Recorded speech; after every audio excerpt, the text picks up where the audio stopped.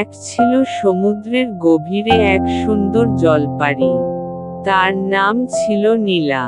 নীলার লম্বা চুল ছিল সমুদ্রের ঢেউয়ের মতো ঝলমলে, আর তার কণ্ঠস্বর এত মধুর ছিল যে মাছ থেকে শুরু করে ডলফিন সবাই তার গান শুনতে ভিড় করত।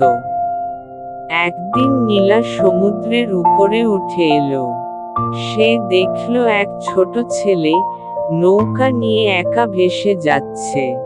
হঠাৎ ঝড় শুরু হলো, ঢেউ নৌকাটিকে উল্টে দিল। ছেলেটি জলে পড়ে ডুবে যাচ্ছিল। নীলা দ্রুত তার দিকে সাঁতরে গেল, তাকে নিজের বাহুতে ধরে সমুদ্রের তীরে পৌঁছে দিল। ছেলেটি জেগে উঠে দেখল এক সুন্দরী মেয়ে তাকে বাঁচিয়েছে, কিন্তু সে অবাক হলো, কারণ মেয়েটির পা নেই, তার জায়গায় ঝকমকে মাছের লেজ। নীলা মৃদু হেসে বলল, আমি জলপারি। তুমি ভালো মানুষ, তাই তোমাকে বাঁচালাম। কিন্তু কাউকে আমার কথা বলো না, এটা আমাদের গোপন। ছেলেটি প্রতিজ্ঞা করল, আমি কাউকে বলবো না। তুমি আমার সেরা বন্ধু।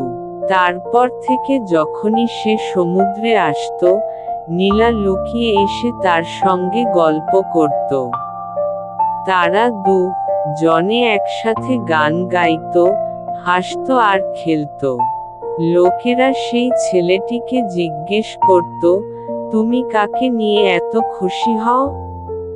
সে শুধু হেসে বলতো, সমুদ্র আমার সবচেয়ে ভালো বন্ধু। এভাবেই সমুদ্রের নীল ঢেউ আর এক ছোট ছেলের হৃদয়ের মধ্যে